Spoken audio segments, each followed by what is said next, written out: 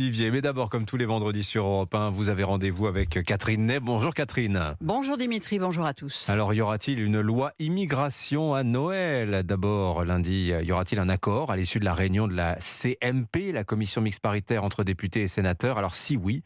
Encore une autre question, est-ce qu'il y aura ensuite une majorité pour voter ce texte à l'Assemblée? Bon, là, c'est pas joué, hein. Ah oui, oui, et la question pourtant, la question migratoire agite l'Europe entière et rebat les cartes partout. C'est même le sujet numéro 1, comment le nier? Alors la motion de rejet par l'Assemblée nationale de la loi adoptée par le Sénat, laquelle était déjà un compromis entre les Républicains et l'UDI, notamment sur les métiers en tension, fait figure de désastreux jeu de rôle entre un parti au moment où les Français, avec ces attaques au couteau qui se multiplient, sont en attente de mesures fortes. Pas besoin de faire un référendum pour savoir ce qu'ils veulent. Et vous dites, on en veut à tout le monde. Oui, d'abord à Gérald Darmanin, dont on saisit mal le fonctionnement. Depuis des mois, il encourageait la majorité du Sénat, dominée par LR, et c'est vrai que ça fait 15 ans qu'il travaille sur le sujet, à aller le plus loin possible. Il leur passait des coups de fil, les cajolait, il les a laissés faire et s'est réjoui du résultat.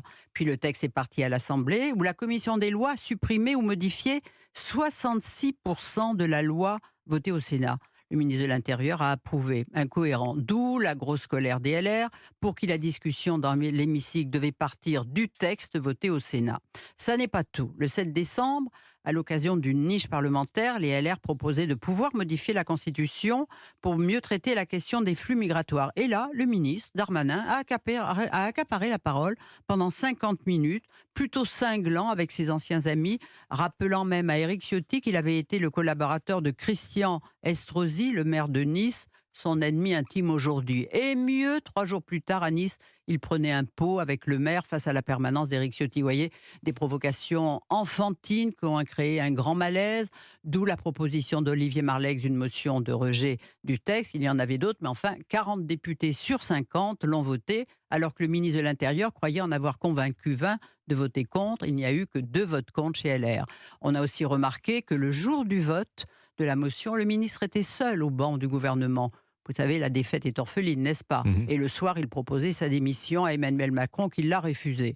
Un jeu pas glorieux, ses anciens amis ne le comprennent plus, tantôt séducteur, tantôt trop provocateur, c'est un oxymore sur pattes. Bon, alors est-ce qu'on en veut au président dans cette affaire? Mais oui, parce qu'il n'a jamais dit clairement ce qu'il voulait en matière d'immigration. Vous voyez, il aurait pu dialoguer un peu plus avec Sacha Houlié, le président de la commission des lois, qui a détricoté allègrement le projet des sénateurs. Et puis, dimanche dernier, il a choisi ce jour anniversaire, le président, le jour anniversaire de la Déclaration des droits de l'homme, pour faire l'éloge du droit d'asile, d'accueillir, ouvrez les guillemets, penser que régler nos problèmes contemporains en oubliant ses droits serait une faute morale et politique. Allez dire ça aux Français. Quand il y a 200 000 demandes d'asile par an, dont 170 000 déboutés, et parmi ceux-là, 93% ne repartent jamais.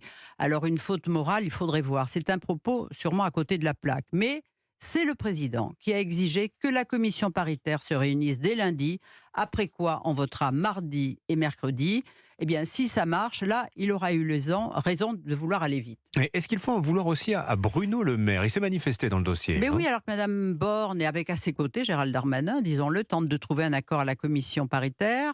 Le patron de Bercy, devant des journalistes, a exhorté la majorité, c'est-à-dire les macronistes, à reconnaître une défaite et de reprendre la version LR du Sénat tout en demandant aux Républicains, leurs anciens amis, de faire preuve de mansuétude. Mais compte tenu de l'irritation de tout ce petit monde, c'était jeter de l'huile sur le feu. Du coup, Mme Borne lui a fait savoir qu'il ferait mieux de s'occuper de la réduction des déficits. Mais voyez, toutes ces piques sont très révélatrices de la nervosité qui règne au sommet de l'État, ce qui accroît un sentiment d'anxiété dans le pays, grosse fatigue générale.